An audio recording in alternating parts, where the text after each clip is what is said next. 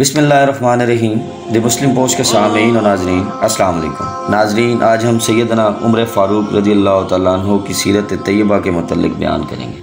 آپ رضی اللہ تعالیٰ عنہ کا نام و کنیت ابو حفص عمر ابن الخطاب بن نفیل بن عبدالعزیز بن ریا بن عبداللہ بن قرط بن رضا بن عدی بن کعب بن لوئی بن غالب القرشی العددی ہے۔ آپ رضی اللہ تعالیٰ عنہ امیر المومنین، دوسرے خلیفہ راشد، صاحب کرامات اور قائد فتوحات ہیں۔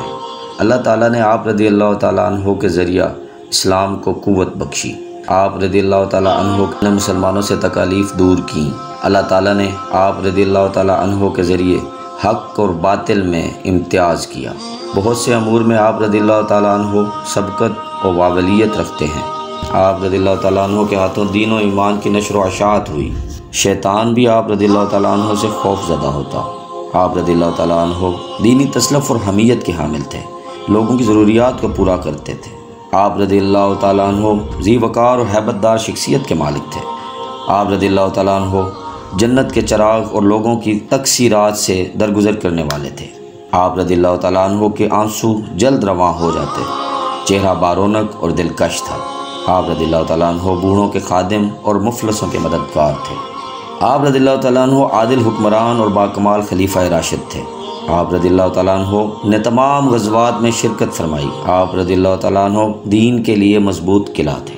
آپ رضی اللہ تعالیٰ عنہ پہلے شخص ہیں جنہوں نے علل اعلان بیت اللہ کے پاس نماز پڑھی اور ببانگ دہل ہجرت فرمائی۔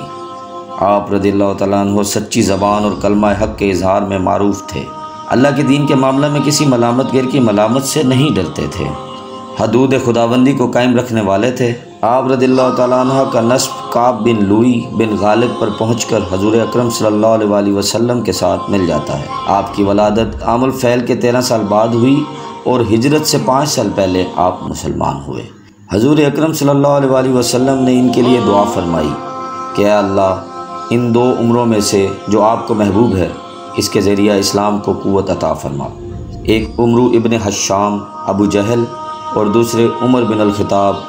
چنانچہ حضرت عمر رضی اللہ تعالیٰ عنہ اللہ تعالیٰ کو زیادہ محبوب ثابت ہوئے۔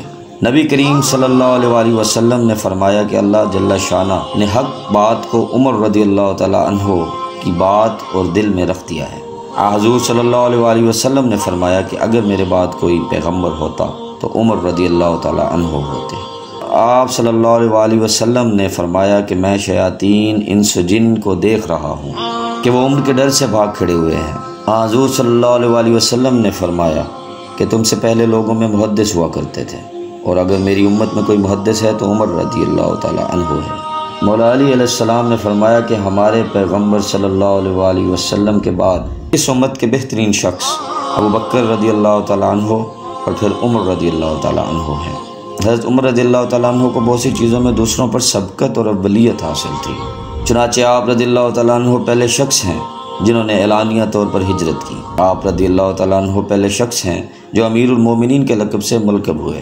آپ رضی اللہ تعالیٰ عنہ پہلے شخص ہیں جنہوں نے ہجری تاریخ مقرر فرمائی۔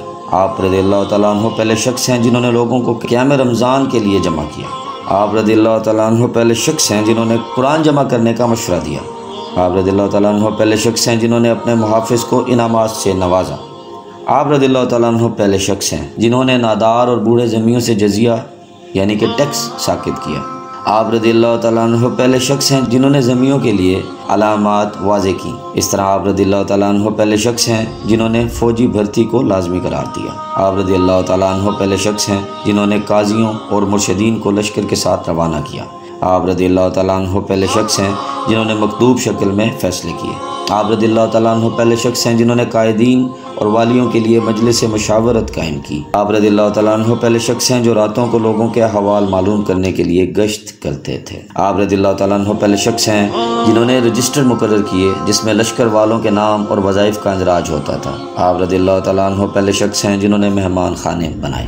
حضرت مخیرہ بن شعبہ رضی اللہ تعالیٰ عنہ کے غلام ابو لولو بدبخت نے صبح کی نماز میں آپ رضی اللہ تعالیٰ عنہ کے پہلو میں خنجر کے وار کیے، جس سے جناب شدید زخمی ہو گئے۔ 3 دن زندہ رہنے کے بعد آپ رضی اللہ تعالیٰ عنہ کی وفات ہوئی اور نبی کریم صلی اللہ علیہ وآلہ وسلم اور اپنے رفیق حضرت ابو بکر صدیق رضی اللہ تعالیٰ عنہ کے پہلو میں مدفون ہوئے۔ ہم امید کرتے ہیں کہ آپ کو ہماری ویڈیو پسند آئی ہوگی۔ اگلی ویڈیو تک کے لیے ہمیں اجازت دیجیے۔ اللہ نگہبان۔